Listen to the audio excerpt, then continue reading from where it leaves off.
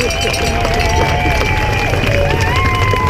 thank you, Dom. And thanks for all of you doing, getting everybody in, attending all of these marches up and down the country, not just for elephants and rhinos, but for many other things as well. So, and now I'll have great pleasure in handing over to our final speaker, Hugh Fearnley-Whittingstall. You'll know him well, writer, broadcaster, chef, and a passionate campaigner. I'm going to hand over without any further ado to Hugh. Thank you so much, John.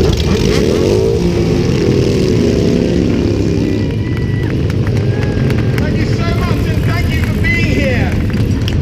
I don't need to tell you what's happening to Africa's elephants. It's the reason you're all here, because you know, you understand, and you want to do something about it. Now, we need our politicians to do something about it. We were waiting with great anticipation last week for an announcement. Things really seemed to be building to a head. There was a massive opportunity for our government, for our minister to step up and do something really bold. What did we get? I'm afraid we got a damn squib. We got a statement that called itself a ban, but when you looked at it, it was nothing of the kind.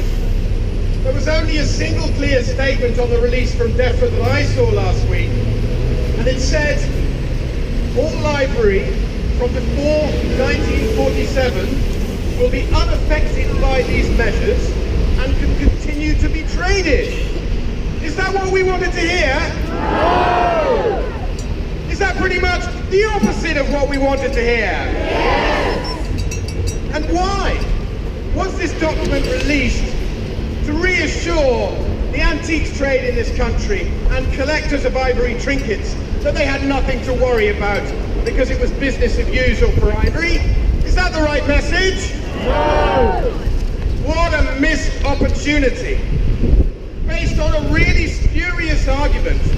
The argument that's been peddled for decades now, that there is no meaningful connection between antique ivory and the killing of elephants in Africa. I've spent 6 months making a film that proves this to be a lie. It is not the case. The connection is plain for all to see. Hundreds of pieces of ivory are traded online and sold in our antiques markets in the UK every single day. Where do they end up? Legally or illegally? Most of the buyers are Asian. These pieces are heading out, like it or not, to China, to Vietnam. They're ending up in the very same stores that's selling ivory from poached elephants in Africa.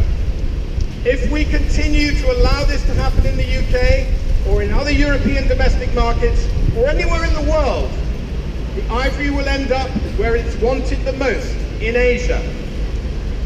Ironic then, that the biggest consumer of ivory in Asia, China, is already doing more than we are to deal with this problem. Why are we continuing to fuel a problem that they are trying to end? What possible justification for our government to bottle right now the legislation that would really make a difference? And it isn't just UK ivory that's causing the problem. I've been to Hong Kong and seen something really shocking. I didn't even know it was happening. Huge quantities of raw European ivory, whole tusks, mostly historic. They're being rounded up and sold shamelessly by companies direct to Asia, once again to continue to fuel this market. And it's legal. Is this why the EU looks like it's not going to step up at CITES next week? Do they really think there's so much money in historic European ivory that it threatens their balance, that they can't do something about this? It's completely insane.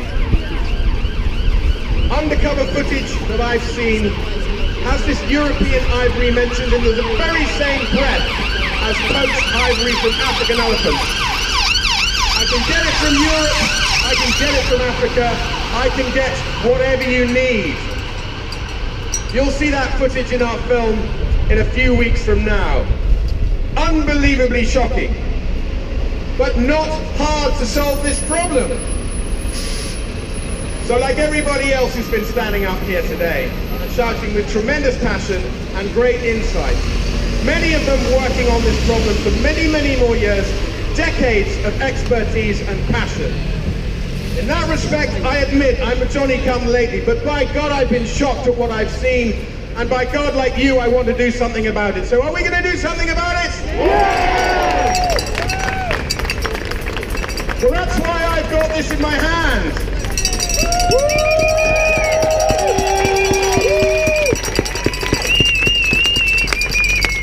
It's not for Therese Coffey, the DEFRA minister. She hasn't stepped up yet. It's not for Andrea Leadsom, the Environment Minister. We're still waiting to see what she can do. We are going straight to the Prime Minister of this country because we think she needs to deal with this problem.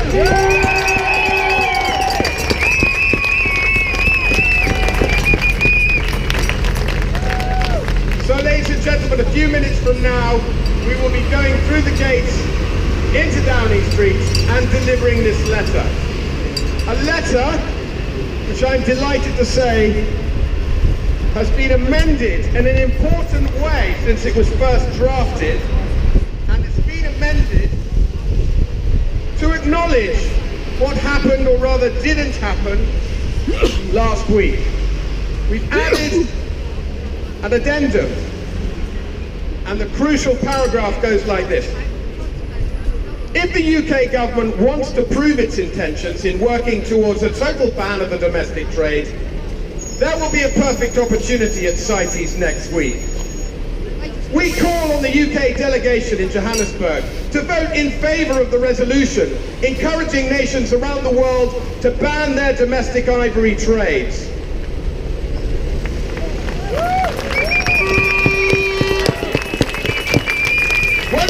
The EU will support this resolution appears uncertain, and the UK should endeavour to persuade the EU Council to back it. That's their first obligation, that's the first opportunity to show leadership.